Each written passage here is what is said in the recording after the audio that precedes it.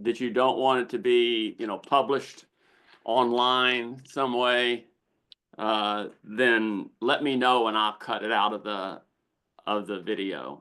Okay. Well, greetings to everyone.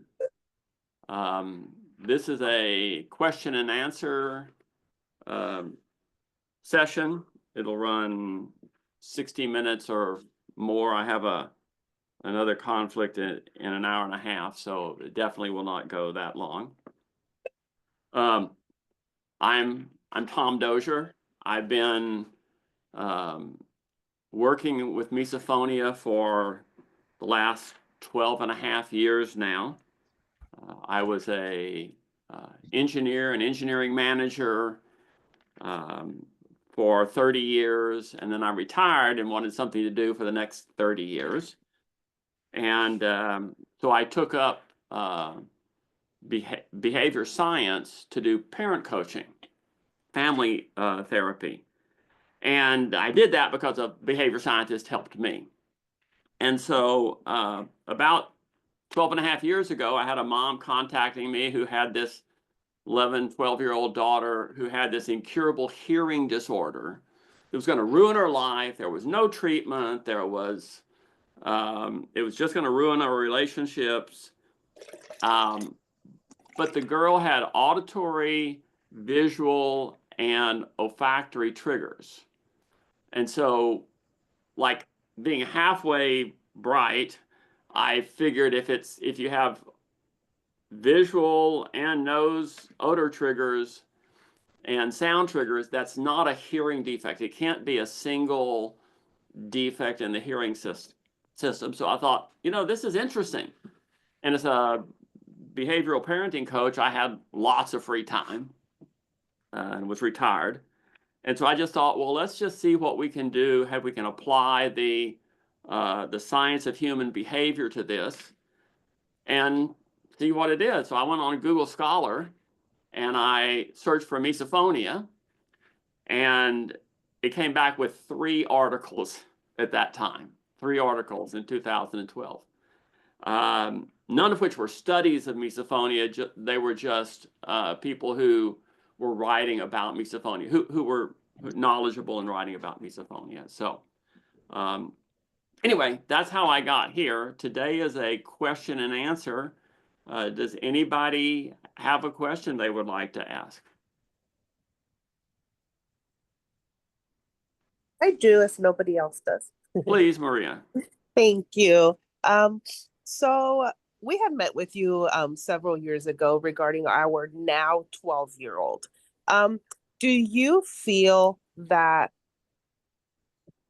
therapy or treatment can be successful even if the child does not yet understand that it's a problem? I guess I should say. We do all of the things that you suggest, meaning like we do the background noise when we eat, do all of that. But he doesn't necessarily have like the self-reflection to say, yeah, you're right, I have to stop reacting this way. And so we don't know if to move forward with like the cognitive behavioral therapy, because he doesn't really get yet, like, hey, you can't like yell like that.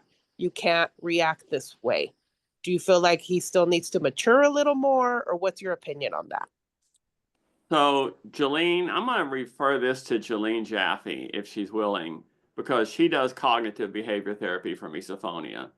Jolene, are you up to answering this question? Yeah.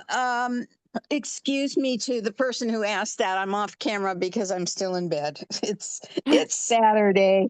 So yeah, I do a combination of things, but I started with CBT. You said your child is 12, I think, right? Yes.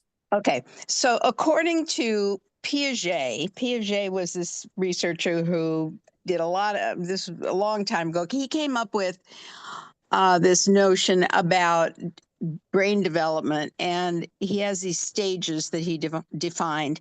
And age 12 is a very important transition before a kid is 12, before a person's 12, the brain is still operating out of what he called concrete development, concrete approach to thinking about things. At around 12, the brain shifts and it can begin to be more abstract. So way earlier than that is sensory motor. That's little kids, little ones, sensory, everything. They stick everything in their mouth and they have to learn everything by movement and that sort of thing. But they get to this concrete stage and then they have to get to this abstract thinking stage before they can begin to do what you're talking about usually. And so it's harder to be working with kids that are less than that are under 12, simply because their brain development is at a different stage. The one way that I start out with that concept is I will say gently, does everybody react to that sound that so-and-so is making? If it's that thing that typically I don't like naming triggers. There are probably many people on this call who have misophonia, and I don't like adding to triggers by naming things, but pretty typically chewing is the most common thing for most people. Does everybody seem to have a reaction to mom or whoever it is chewing? And usually the answer is no. Well, then could you consider the possibility that it isn't the sound of mom chewing that's the problem, even though it seems like it is? The problem is what your personal chemistry or neurology, what's going on in your brain that happens when you hear that sound. It isn't the sound itself. It's what your system is doing with the sound. That is a very big, strong, hard leap to make. But if you can get your kid to do that, then you can begin to make some progress. So the short answer is he's kind of close, right? But I'm sure, Jolene, we've seen that it's also certain children are more open and receptive, and certain or other children are more defensive, and I didn't do anything wrong, and I have to win. So, okay, thank you for the answer, Jolene. Thank you so much. Now, I will say that there are things that may be able to be done. One of the problems with misophonia is that it is a reflex disorder. And so there's learning to handle that. I'm going to put my hands down because that might trigger somebody. There's learning to handle the impulse of having that trigger. And then there's doing things that will reduce that impulse, that will reduce that basic trigger response. So there may still be certain activities that you can have, that you can do, that that will reduce the reflex, the pulse that you get hit when a person hears a trigger. And that can be done without any cognitive work. There was a case that I consulted on of a high school student with fairly severe autism. He was in a special day class, and he triggered to a specific voice of one of the students that had been in the class for years. And so for him, it was doing something pleasant. In this case, they would have him watch a Thomas Tank Engine video and play snippets, small, short, soft, little snippets of this girl's voice. And the trigger decayed over time. So because he was having an experience that he was engaged in an activity, and his reflex of misophonia came down. So if there's another pressing follow-on question, you can always, I think you can raise your hand. I might see it, I might not see it. with a raise your hand icon. I can call on you. You can speak up whenever I hit a pause like this. So I'm going to give a chance to, do you have anything to say? Anyone have anything to say at the moment? Otherwise, I will go into another discussion. Yes. I do. Okay, Harriet, I think Harriet was the first one online on this morning. You were in line early, so go ahead, Harriet. Because I'm on the other coast and I thought it was at 9.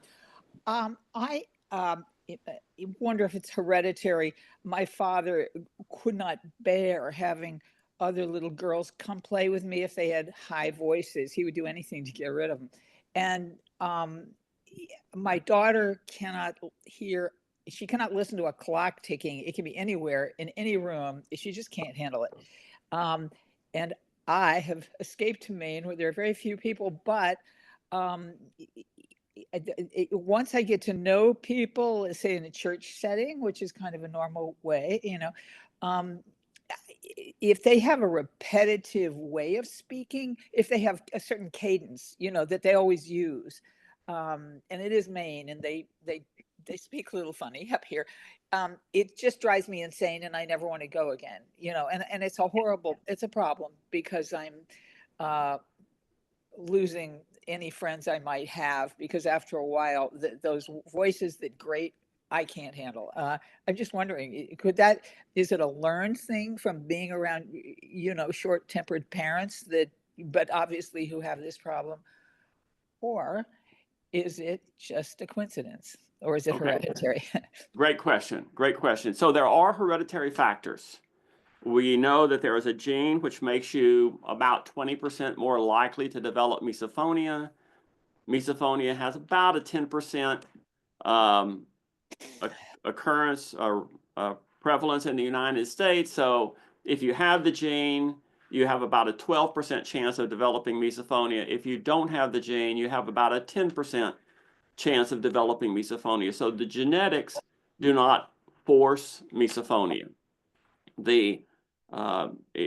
From our research, it indicates it is an accidentally learned reflex. I'll give you an example. So everybody I meet with, I tell about doctors and pagers. So Gene Lipoff was a trauma center surgeon. He got a pager, and the pager would go off when the hospital needed him, right, for emergencies. And trauma center is always gruesome, right? It's life and death. So pager goes off, burp, and he thinks, oh no, what horrible thing am I going to have to face this time? Dreading. And with that dread, he tightened his shoulders. Now, the brainstem, which I call your lizard brain, is genetically wired to develop new reflexes. And what it does, it's called Pavlovian conditioning, and it watches you. It watches for sounds, sights, any stimulus, and then your response. And it watches for 2 seconds. And so the pager goes off, and what the brain sees is that brainstem says, oh, pager, shoulders go up. Pager, shoulders go up. And it goes, and do that 5 times, only like 5 times. And the brainstem says, I can do that for you. And so then it's and then the shoulders go up. And so for Gene, after about a month, it was, oh, I better call in and let him know I'm coming. Now, that was a work reflex. It didn't cause the anger, where it develops when it's happening over and over and over, and there's no purpose and there's no control. There's an anger reflex that was shown by Dr. Sukhbinder Kumar, first presented, as far as I know, in the Misophonia Association Convention of 2015 and published in 2017. But when it was published in a journal that allowed no commentary. It was a brain imaging kind of research and just says, show us the data. We don't want to have any of the conclusions. So he wasn't able to publish it in that article, but he put it in his presentation to us in the Misophonia Association, that the emotions are a learned emotional reflex. So this gets into a little bit about what misophonia is, and I have a little poll I'm going to ask here in a second. So there's 3 models here I have of misophonia, and pretty soon this is going to be showing up on your screens. the first one says, oh, I hear a trigger and I feel rage, you know? And then there's a lot of physical, it's horrible, I hate this. And so the second model says, oh, I hear a trigger and I have an instant emotion and instant physical simultaneous boom responses. So your head explodes with the emotion, your body has all of that really ugly feeling. Yeah. And then you have, again, with the emotions, you have physical responses.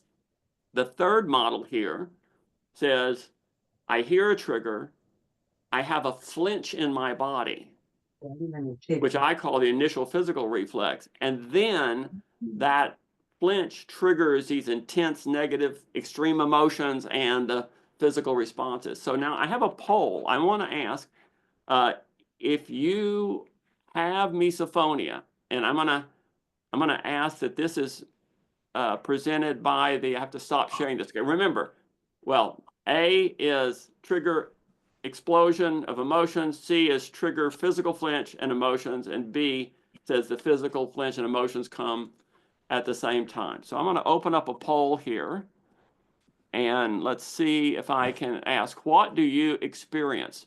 So I'm going to ask, this is only if you have misophonia, please answer this question. What do you experience? I've got 8 answers, and we have 26 people counting me. Are you going to make me some tea? Yeah, I am. 13 answers. Okay, I'm going to give you 5 more seconds here, and then I'm going to close this and share it with everyone.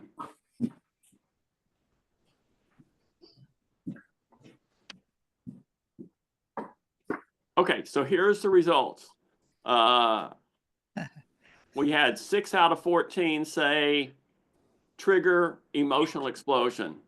5 said trigger and the emotions and the physical action happen at the same time. And 3 said it's a trigger, physical action, and emotions. Okay, so what our research indicates is that this physical reflex happens in 200 milliseconds. So we've actually hooked some people up to electromyography, and we've had them hear a trigger, and we could see and we could measure the fact that they're having this flinch within 200 milliseconds. So this, as far as we understand, that this physical response is actually driving the emotions. So I want you to think about fingernails on a chalkboard for a moment. And when you hear that screech of fingernails on a chalkboard, it's not misophonia, but if you dislike it, why do you dislike it? And most people would say, ooh, stop, I hate that sound. But that sound genetically causes most of us to shiver or cringe when we hear that sound. And so our bodies, we hear that sound and our body starts moving and we say, stop, I hate that sound.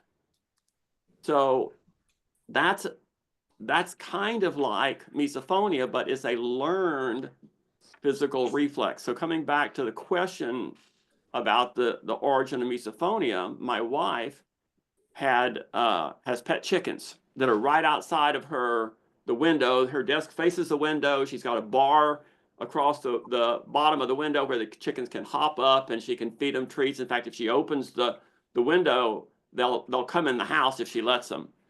So, which she typically doesn't. But they're her pets, and they started squawking loudly. And when she comes into my office and says, Tom, you've got to do something about the chickens. They're driving me crazy. And, what are they doing? Well, they're squawking. And, Pam, they're chickens. They're supposed to do that. She goes, no, it's not just they're clucking. She says, they're all doing it at once, and I can't stand it. Now, we went back to the origin of this, which was that she was concerned that the neighbors would hear it and be bothered by it and report us to the city because we were out of code. And so she heard that sound and she thought, I hope the neighbors don't hear that. But with that thought, she held her breath. And so the lizard brain saw that. And so then when it heard the chicken squawking, it zapped her in her chest and her breathing muscles. And so for a breath reflex, in fact, if any of you want to try something, this is a great thing to try. If you will try slow, steady breathing when you're being triggered, and it makes the trigger feel less severe, then you have a breath reflex. And with that breath, with your breathing steadily, then it's telling the lizard brain, stop zapping my muscles and it will decay. And so for Pam, it decayed and went away. And it's no longer a trigger. So back to your question, Harriet, misophonia does have genetic conditions, does have environmental conditions that cause it to develop, but mostly it's the person's own thoughts, and they will do something like perfectionism. It's like they're not doing it right. Mom said we should chew quietly, and I hear my dad chewing, and perfectionism seems to drive the development of misophonia. Now, it's not a direct cause. It takes experience, but it's not moms being gripey to their kids, or, you know, we don't cause kids to have misophonia. They can develop it under just normal conditions, especially when they think something's not happening according to their rule. Now, in a lot of your research studies, you find correlations. You know, how many people with misophonia had this gene, the misophonia gene? And the answer was, 20% or something. But the correlation doesn't show that it's a cause. However, with perfectionism, it has an extremely strong correlation with misophonia development. In one study, they reported that 97% of the people in their study with misophonia had perfectionism. And so that's a very high correlation. And a person who has perfectionism is going to say, oh, that's not right. And they're going to react to it. So that's a long answer. So next question. Yes, this is Christina. I definitely agree with the perfectionism case there. And also, I mean, when you're super young, like I knew that I had something weird wrong with me at age 2. Okay. Wow.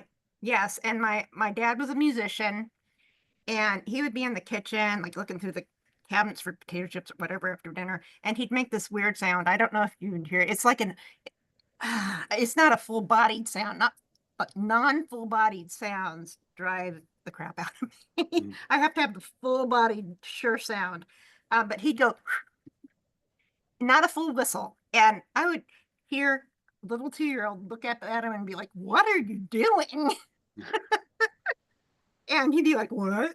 And like, what's this thing? What are you doing? What's the purpose of that? And he'd be like, I'm practicing. And I'm like, practicing what? And he's like, my music. And I'm like, why don't you practice music, like on an instrument or something like that? But anyway, yes, definitely that. I would also drive my instructors nutsoid in school because I had such perfectionism.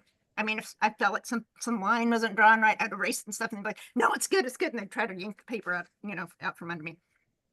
So I have extreme eye for detail, very acute hearing to small sounds. I even tested myself. If the room is silent, I could hear the pin drop on the floor. I'm also have the question, how many people out there have autism running in their families? I have 2 sons with autism. I definitely agree with certain frequencies, But I got to thinking when you started talking about that, definitely higher frequencies, but then more so the unsure, non-full bodied sounds. But even some, I mean, mid to higher frequencies, more so than lower frequencies, but a lower frequency can trigger. But yes, definitely the incomplete, not well-rounded or full sounds. Okay, And and also tell us about the genetic test out there. well, the genetic is something that came from 23andMe, and there is a white paper on that. So you can check on that. The autism correlation is in some of the studies I've seen, it's not much stronger than the prevalence of autism in the environment. So it might be the number of people with autism that have misophonia might be, 3.5% or 4% versus the 3.2% or something that it currently is prevalence, right? So there does not seem to be a cause. Most of the people that have autism have sensory sensitivity to the volume of the sound or certain frequencies. And that is a sensory over responsiveness, and that's not misophonia. Right. And Okay. I noticed, and I know a lot of different people with autism. I mean, when they're little, they could be under the dining table and bang their head really hard. And you're thinking, oh my God, are you okay? And they're just like, and they're fine. Yeah. It doesn't bother them. And also sounds and stuff. So it's not necessarily the autism. I agree with that. I'm Okay. just curious. Or even ADHD. And a lot of times autism and ADHD run together. I was recently diagnosed with ADHD at age 55. So, and I was like, well, go figure. I know a lot of physicians with ADHD too, but yeah, so yeah, I'm very interested in something that could help, different types of therapy, stuff like that, because I've had to wear earplugs most of my life. If I didn't wear it in class and college and stuff, nothing would have registered. So I know that Jolene and I approach misophonia differently. I approach it from this reflex standpoint of actually, if you hear a very small trigger, and there's an app that I created called the Misophonia Reflex Finder app, and it's a free app on the Apple App Store or Google Play. Let's see if this shows here. It's the purple app, and it allows you to play a sound at let's say at 0.7% of your phone volume, or 1.5% of your phone volume, and for 300 milliseconds. And in that situation, it typically doesn't trigger people. And then you can raise it just a little bit until it just barely starts to trigger you, where you barely start to feel something. And when you feel something, it's that initial physical reflex. And if we can eliminate the initial physical reflex, then it doesn't trigger the same emotions in the vast majority of cases. So anyway, that's the treatment that I provide. Jolene has a customized, specialized, let's call it a talk and go try things therapy, right? That she gets people to start doing to basically deal with these triggers in a positive way where you can carry on with a good life. Okay, I see a hand raised up here for Jenna. Jenna, go ahead and unmute and ask your question. Thank you. Yeah, I have a question about, I guess, kind of the commingling of this physical nervous system reaction and the narrative that someone might have behind it. I guess I'm wondering, like, what merit there is in kind of trying to define or seek the reason that your triggers are triggering, like whether there's a narrative or a through line behind whatever you're experiencing, and if that can kind of be an access point into healing. Good question. Let me say on, and you can see if I answer your question here.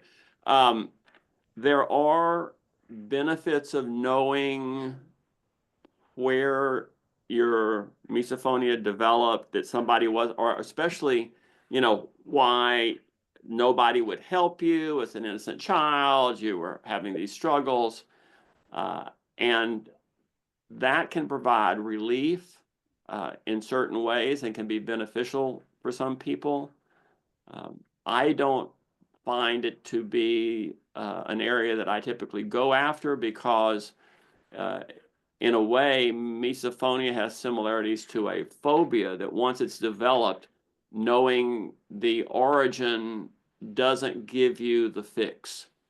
So there can be some healing with knowing the origin and understanding maybe that it wasn't your sibling just trying to hurt you, or your parent wasn't, intentionally trying to make your life bad.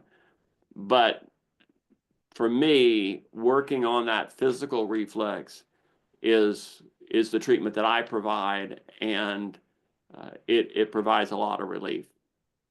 Did I answer your question? I think so. Yeah, Okay. I guess like something I'm curious about is a lot of times from people's stories that I've heard, my own experience, it seems like it tends to be some sort of like maladaptive schema that's been developed sometime in childhood. And Yeah.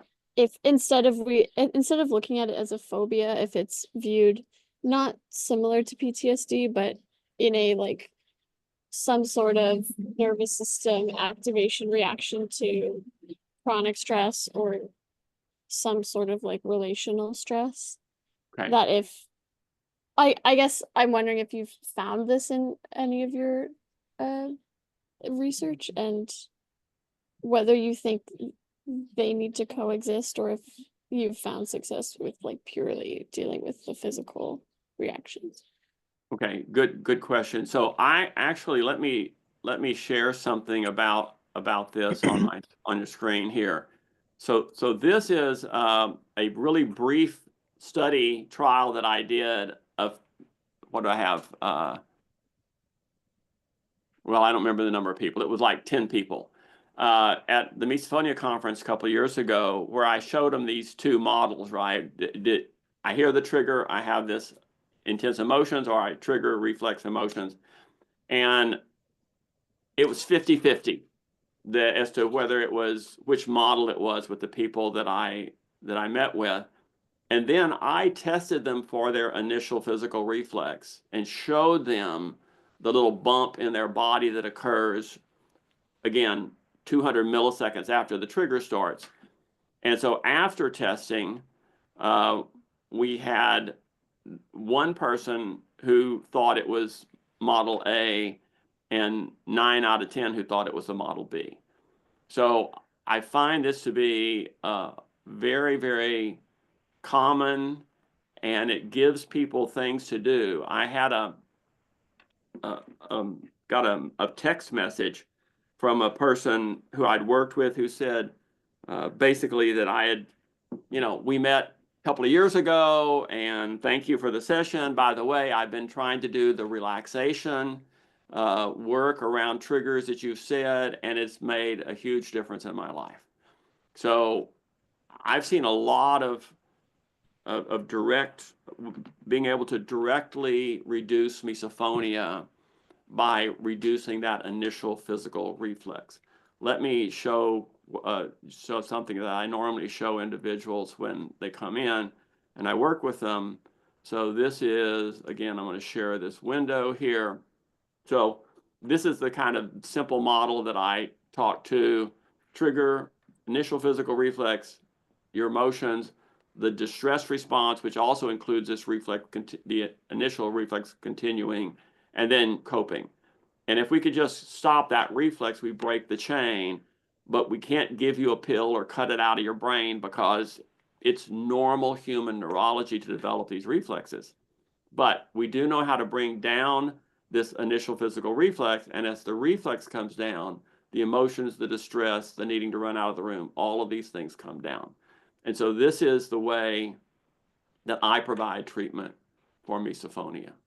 And I find it to be an effective method. In fact, Misophonia Institute is is funding a research study at the University of North Texas on this model of misophonia, and it's a treatment study. So it's going to be treatment applied with this model, and the treatment, actual treatment of individuals will be in person in Denton, Texas, and it will start this September. So I'm really excited to have this work being done. There are some cognitive things that you can use, that you can work on along with this. It's not just getting rid of the reflex, but it's a major part of it. All right, next question. I've got one in writing here. It says, I'm the mother of a 40-year-old who is on the autism spectrum. She is extremely sensitive to various noise, such as the old-fashioned sound of a telephone ringing, the vacuum, etc. Loud music doesn't bother her. The noise of a shredder doesn't bother her. She also had several surgeries as a baby for a bilateral complete cleft lip. During the doctor appointments pre-surgery, there were constant phones ringing and the sound of drills in the background. She has had those noise fear since she was a baby. We have tried many things to help her with this, but it has been recently suggested that perhaps she has misophonia. Sounds like it to me. We are not sure how to help her. What do you think? Okay, so with that, that question, if she has fun, if she can have lots of fun and really be engaged in something, then if she hears a very small amount of a trigger, and I'm talking really small, no protests, no problems, that if she hears that little bit of a trigger while she's having fun, it starts to reduce that physical reflex and it can decay out. So that's a treatment that you can have if she has fun. Okay, so that's what I would suggest, because it's not a cognitive issue. Okay, and again, that's something you should have some. I can help you get that set up, and then you'll do the activities in your own home. But I do think what you described with these specific sounds, that it's misophonia, and those were sounds that were occurring when she was in a stressful environment, and that's often when misophonia develops. Okay, I'm looking for another question here in our chat, if there is one. Somebody like to speak up? And yeah, I have a question. Yeah, Dave. So I have two daughters, 12 and 15. We've been struggling with misophonia for about 4 years. Started with my oldest daughter and then transferred over to my youngest daughter. Noises, chewing are the main triggers. We haven't been able to have a family meal for the last 4 years. So I'm wondering if there's any sort of practical guidance, or just something that we can kind of ease into that and start seeing some progress there, if that's possible. Okay, Dave, I got a couple of questions for you. So just give me simple answers. Do both of your daughters eat alone? They do now, yes. Okay, do both of your daughters eat on different floors from the family eating dinner? Yes. Okay, so there's two issues here with misophonia. There's two reflexes that develop with misophonia. One is just remembering, Christmas dinner last year where they were triggered and it was really horrible, and just remembering that triggers a response in the body. And that is a reflex that can be counter-conditioned by doing really happy, fun activities, and then just remembering briefly remembering. So you have a very high endorphin level, things are going great, and you have like remember that little bit of a trigger, and then you go back to the endorphins, and that can cause that memory reflex to decay. If that exists, that panic of just being on the same level where somebody is eating, just being near somebody eating, needs to be addressed first, and then get closer and closer, have them eat in areas of the same level of the house where they can be not hearing the trigger, but they're not running from the trigger. And then you can add noise and try to bring, having adequate noise to have them get closer and closer. But the problem, Dave, is the chance of success of this is really small in most homes without some prolonged activities of, gentle exposure, uh, practicing relaxing when the trigger occurs. It takes a lot of work to get the family back to a meal like that. And I would say your chances of just trying it the way I've described is 1% success. Because the experience of a trigger is a very unpleasant sensation experience. And I've never been triggered, so I tell my patients, I don't know what you experience. And I give them the example. My wife has had a baby. I have had severe pain, but I still don't know what it was like to give birth. And so the agony of being triggered, I think it's very hard to put into terms and words where other people that don't have misophonia would understand. Yeah, Okay? I think the success rate that you mentioned is definitely what my wife and I are seeing as well. It's a small success rate. We've tried different options, even, all right, let's sit here for 15 seconds at a table, or just introduce noises, or, and all that seemed to not work. Yeah, you have to, when a person is triggered in a normal environment, it strengthens, so they hear the trigger, it hits those muscles and the explosion of emotions occur. And then the lizard brain watches that muscle for 2 seconds. And it says, did I predict correctly? And if it's a stressful environment and the kids are worried and they're gonna, like, I don't want to be here. They go, oh, and they tighten that muscle. And the lizard brain goes, definitely predicted the right timing, but I'll do it harder next time. So normal triggers strengthen the physical and the emotional reflexes of misophonia. And so you have to really whittle those down. I have a young lady that I'm working with, a wonderful young lady, and she's just, I think we've been working at least 6 months, and she's now just decided that she's willing to try eating on the same level as her family, and so it is something you have. But school is doing much better now, so she's doing, she's improving. But this is not a quick fix to change these reflexes. Okay. Next question.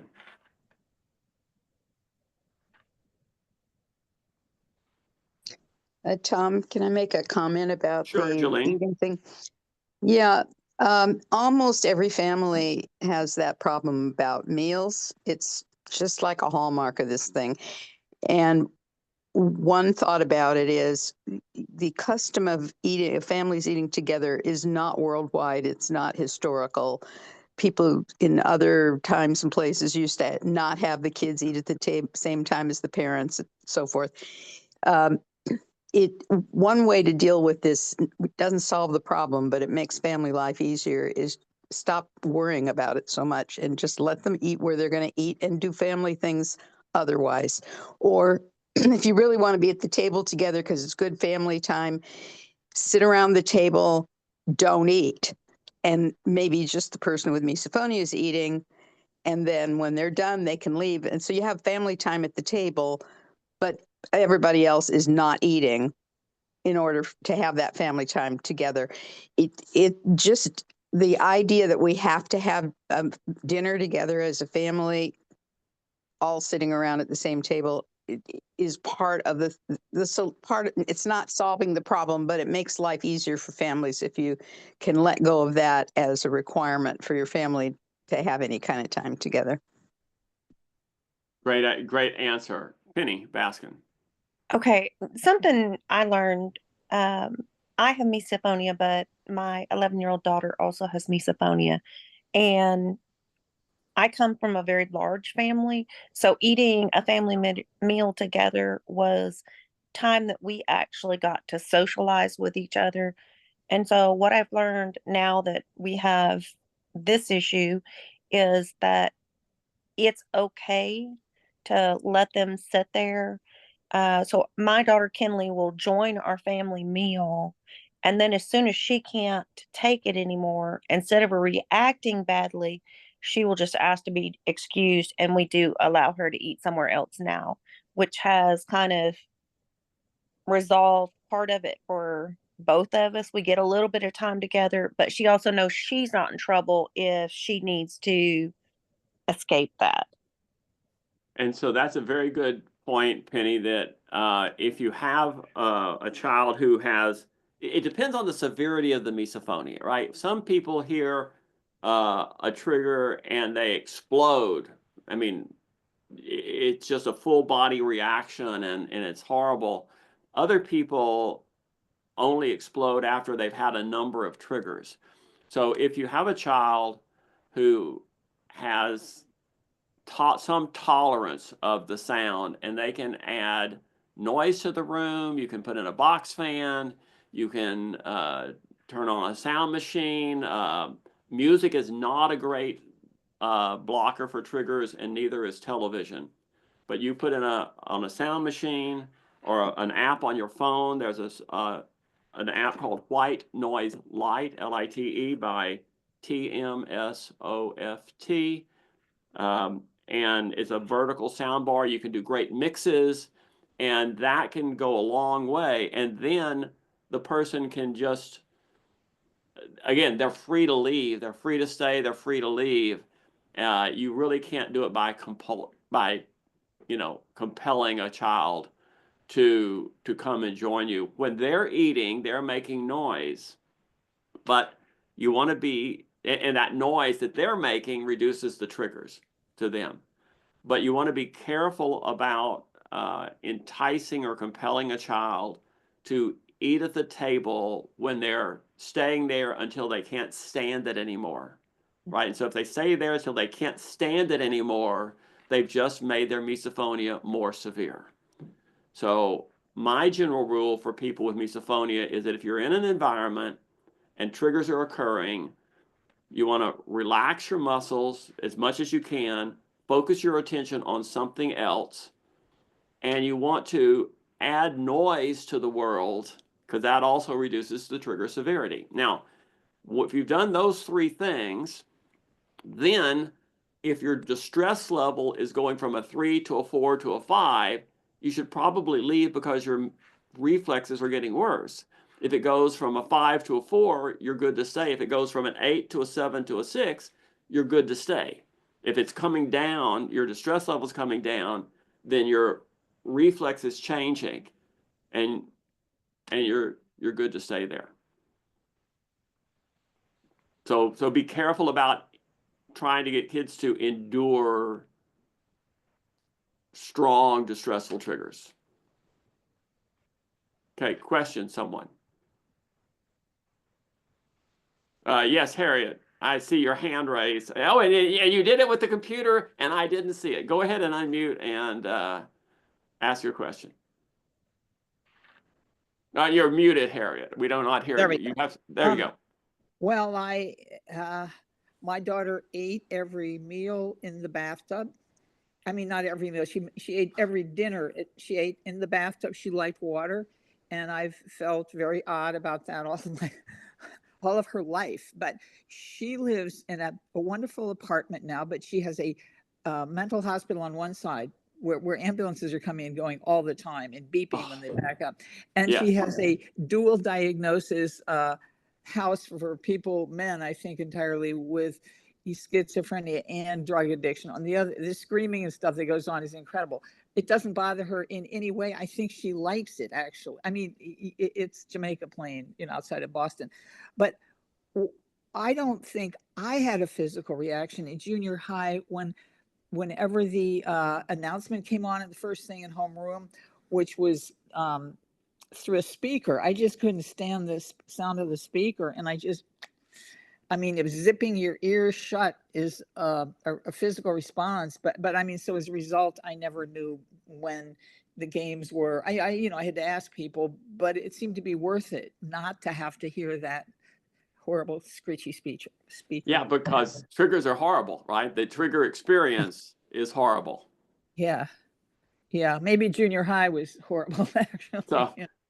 I guess that was it. But speakers, I mean, now speakers are good. I mean, honestly, this Zoom, I mean, it's good, but a lot of them aren't. You know, the sound is awful. Kind of. yeah. Well, Okay. Thank you. Any another question or not?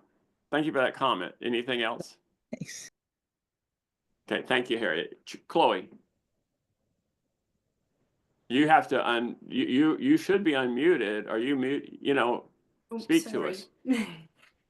It's for another question, but let's answer for the maybe question just before. Okay, go ahead. What? Okay.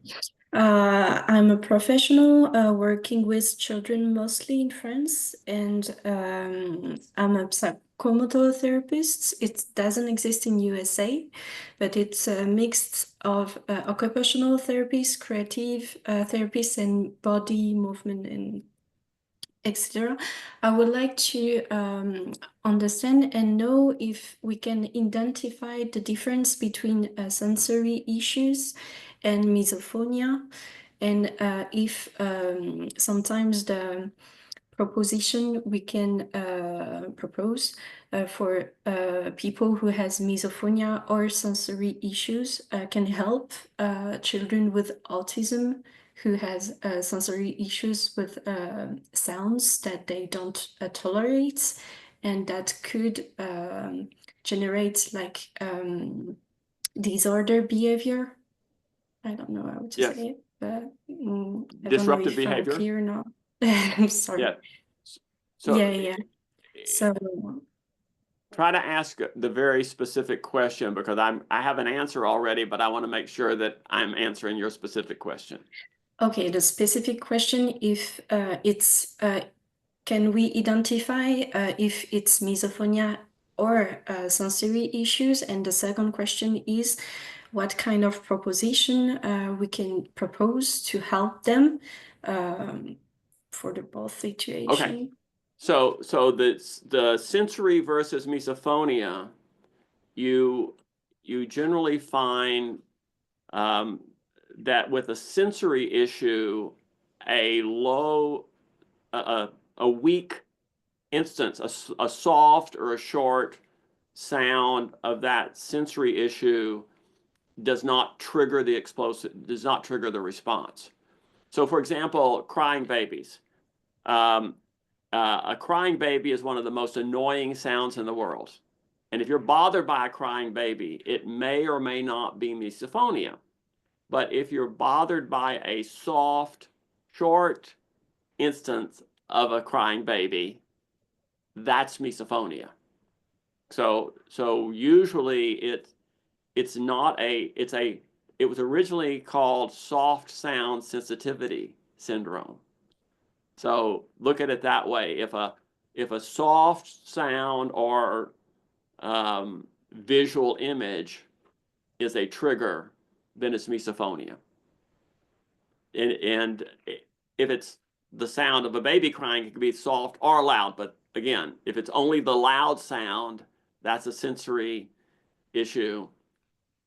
And you'll typically see stronger reactions from misophonia triggers and more focusing on the trigger when it's not happening with misophonia. Okay, and then your next question was what can you do? Well, it goes back to this model that we have, that there's the sound, there's a physical reflex happening, their body's reacting to it. And so it's like a learned fingernails on a chalkboard. And so if you can engage them, what's the minimum age of the people you're working with? Normally, like we can receive babies, newborn, So, but usually I'm working with 2 years old or 3 years old okay, children till adults. Okay, so if they are non-cognitively skilled, right, then the behavior activities is the best thing. Throwing a ball back and forth and using small triggers to occur, then that tickling and chasing them around the house with small triggers. Anything that you can have fun with small triggers, the trigger will start to die out, and then you can raise the intensity of the trigger, and then that'll start to die out, and you raise the intensity of the trigger. So it's a counter conditioning. We call it counter conditioning of the reflex. So Okay. it's the same advice we can tell to parents for the time they're together during the day and weekends. Yes, Okay. exactly. And that's what when I'm working with a family with a young child, it's what activities can they, in fact, most of the people I work with is by telehealth.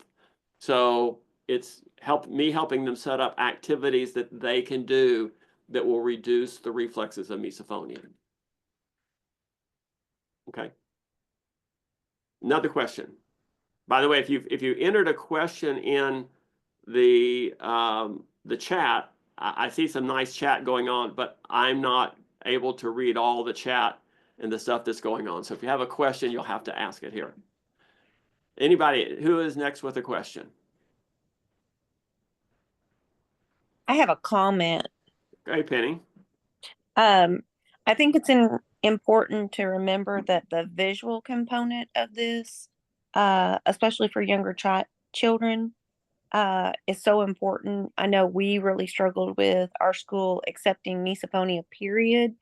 And then they really struggled with the visual component of that. And an example of that is when somebody attempts to eat around our daughter, the noises bother her, but she can be sitting across the room from somebody and see what appears to be mouth movements that would mimic that sound, and that give her the same trigger as well.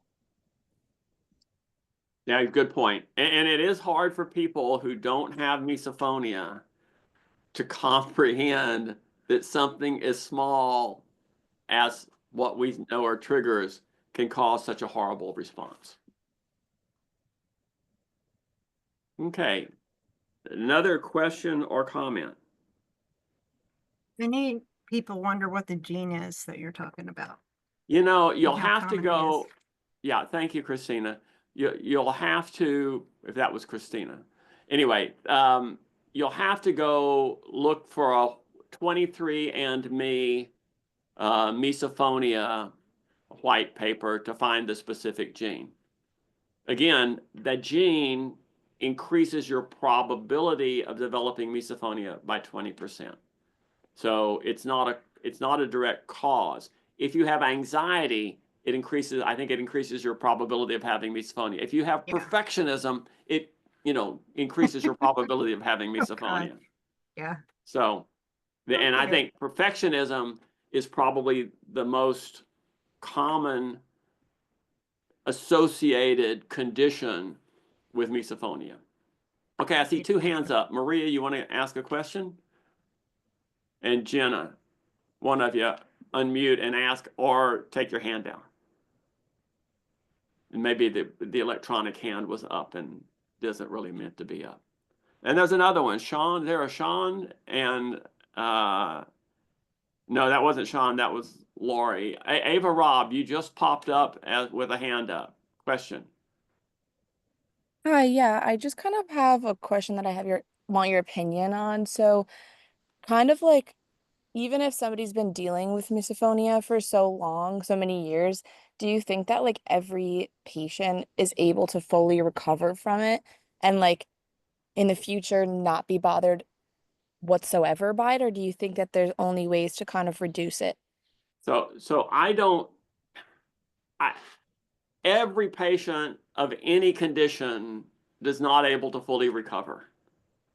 But I worked with a woman who was 84, and she had some triggers, and she had a breath reflex. Knowing that initial reflex can make a huge difference. And so she would sing while some triggers were playing, and she would also breathe while she was feeding her dog, because she triggered herself in the process of feeding her dog. And that slow, steady breathing drastically eliminated those triggers. But getting rid of all your triggers, that's really a challenge. Getting them reduced so that you can carry on with normal life, that's much more achievable, but not for everyone, unfortunately. There are just so many confounding problems. There are some children who have, I know there was a person that had a child with pandas, and that was a confounding factor in making her feel, hurting her physiologically and emotionally. And so she didn't respond to the treatment. Now, is there sometime, somewhere, some way? We're learning more, and we're going to learn a lot more from the research study that's being conducted at the University of North Texas that we're funding. So, but I mean, 80% of the people can get much better. I think if they engage in the treatment, maybe even higher if they engage. But, I have people who are progressively getting better, but we've been working for a year, meeting, every few weeks for a 25-minute session. Okay. Maria, you're now showing and your hand is up, so let's give you a shot. Hi, I just want to ask, so I've got misophonia. It's worse when I'm stressed. But when I'm at work, when I'm required to go into the office, I have a colleague who very happily likes to munch her way through. She will start setting out her bread and her various healthy snacks. And I just wondered if you have any ideas for what can reduce the impact of that, because it just makes me, in my previous role, I used to go to the photocopier and try to do things to get away from the sound. But now when they say, right, you're all going to have to come back into the office, I find that really worrying. So I just wondered if you have any ideas. We have to wear headsets, so I can't wear earplugs.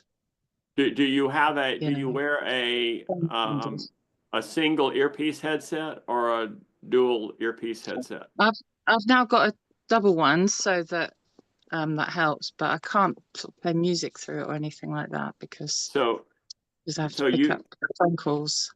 So you could, in fact, get AirPods and put an AirPod in one ear playing some noise into your ear, if you could then still be able to hear on your headsets. I assume you're doing telephone work, basically, or customer service kind of work with people. Yeah, that kind of thing. The other option would be to have a desk change, to request sitting at a different location. That would mean admitting the problem, wouldn't it? Well, it would, but yeah, and that's a concern. But it is the sort of thing that sitting there by her munching is going to drive you crazy. Yeah, it does. Right. And yeah, but that's a good idea, the AirPod. Yeah. And I detect a bit of an accent. Are you where are you located? In England. Okay, so in the US, we have Americans with Disabilities Act, and it might even be possible. Could you do your job at home? I do most of the time. Yeah. So that would be, I would go after the disabilities accommodation and see if you can stay working at home. I've written letters for people requesting continued work at home. Okay. That's really interesting. I think for it to be taken seriously, because over here I don't think it is so much. Yeah. Well, Thank you. It's not well known in the US either. Yeah. Mm. Okay. There's 3 hands up. Somebody want to say something? Lori, Jenna, and Chloe. Jenna, go ahead. I just have a quick question, a little bit related, but you mentioned that it seems like research, it seems most prevalent in the US. I was wondering, is that just by virtue of the pool and the sample that's being researched? And my other question is, there's getting so much traction around misophonia now in the last like 20 years. Do you believe it's just becoming articulated and destigmatized more, or do you think it's far more prevalent now than it was, say, 50 years ago? Okay, so I don't think it's any more prevalent. I think the research studies that are being done, there is one in Germany that was a demographic research study that came up with about 6% for people with misophonia, 5 to 6%. There was a demographic study where you're actually going out and doing appropriate sampling that was 18.6%, if I remember right, which the way you ask the questions can change that. There was one in the United States which was somewhat under 10%. So I think it's just always been there, and we're just learning what it is. If you conduct a study on prevalence, which I tried doing this 10 years ago, and you ask a survey that says, we have questions on sound, we got a prevalence of about 40% of misophonia. If we said we have a questionnaire that we would like you to answer, we got in college students, about 20%. So the way you ask the questions changes who will answer and who will not answer. So anyway, I think it's still, I think it's quite common, and it just is. Okay. Hey, Tom? Yes. Yeah, it's Lori. I had my hand raised. Do you mind if I Good. jump in? Please jump in there. I guess my 2 questions, I put them in the chat too. One, are you going to be sharing this recording? I'm going to try to. Just because my second question is, our daughter is 13. I had emailed with you, and she's working with a therapist on some general things. Do you ever work in collaboration with an existing therapist? Is there a way to maybe do something like that? Because she's very comfortable with this person. I don't know. Just wanted to know what that might look like. I am extremely cooperative, Lori, and if it means helping a teenager, I will do most anything. So I've offered to, I would probably charge a fee if I was training another therapist, but if we were just consulting on a couple of things for her to work on, I would happily do that. There's also, Misophonia Institute has about 12 hours worth of training video that if somebody wants, we no longer offer it with continuing education, but for a donation to Misophonia Institute of $100, we'll provide these training videos to them that explain what we knew of misophonia at that time. And as parents, like, we could access that same thing. And Sure. Okay, great. And yeah, I think a great start would be showing this video to her therapist. Okay. So she could hear some of the, this was new to her. She had never heard of it before. You might go to misophonia.org, which is the same as misophoniainstitute.org, but misophonia.org, and look for the videos. And the top video is Misophonia, What Is It? Okay, thank you. And it's a pretty simple way of explaining misophonia. Excellent. This is very helpful. Thank you. Okay, you're welcome, Lori. Chloe, your hand's up. Yeah, it was a question for Maria that told us that she has misophonia, and I was wondering if she knows or not hair plug flare. It's hair plugs with hole inside, and it reduces not the sound but the how to say it. the emotional irritation, the irritation of the sound, it reduces, and it helps some of my patients that wear that during the noise. So maybe if I don't know if you used it or not, or maybe it can help. That's few really people. kind. Yeah, I don't know. Can you hear me? Yeah. Yeah. I have tried it. Mhm. I think sometimes, to be honest, just watching someone when you know that, when you feel that you're about to experience. So I think I put in the chat earlier about if someone's not in my sight lines, that can help. But I have tried the flare ones. There's another brand, Loops, as well. I assume you have that in your country. I've tried those. They're quite good, but my issue is that I suppose it's something I try to hide at work. Believe it or not, I'm a mental health social worker, so I shouldn't need to try it to try to hide it. But yeah, it's a tricky one. Yeah, Okay. but thank you. I might have another go with using those as well. But I think that the idea of the AirPods, I'll give that a go as well. But thank you. Thank you. I appreciate Thank you that. both. Thank you. Okay, another question.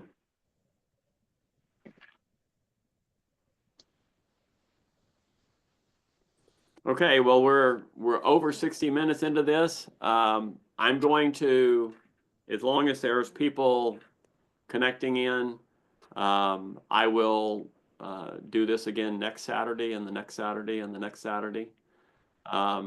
So I appreciate you.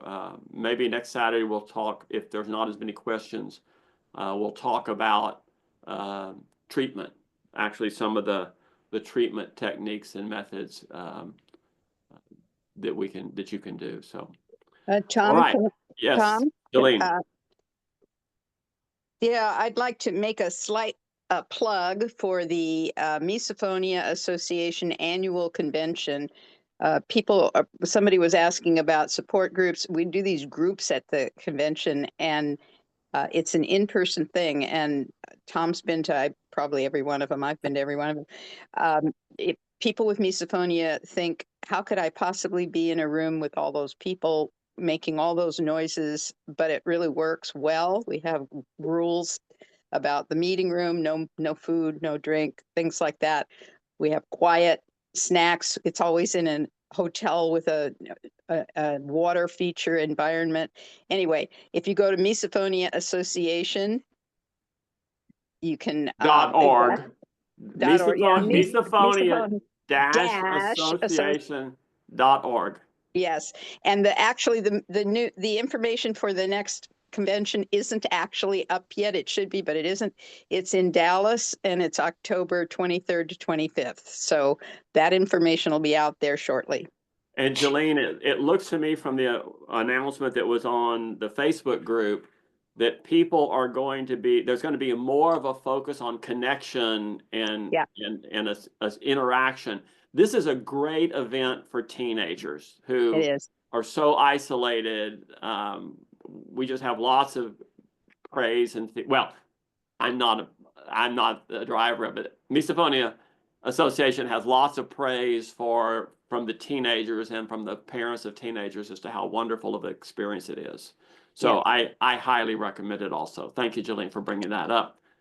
Can I also add to that, parents or just individuals with it, please send out that link to that conference to teachers, principals, special education departments, doctors. I think it's just really important that we get people involved. All right. Thank you very much, everyone. It's been a pleasure talking with you, and enjoy the rest of your Saturday. So what's left of it for those in the UK. So wonderful. And France. Thank you. Thanks. Bye-bye. Thank you so much. Bye. You're very welcome. Bye. Thank you very much. Thank you so incredibly much. Thank you.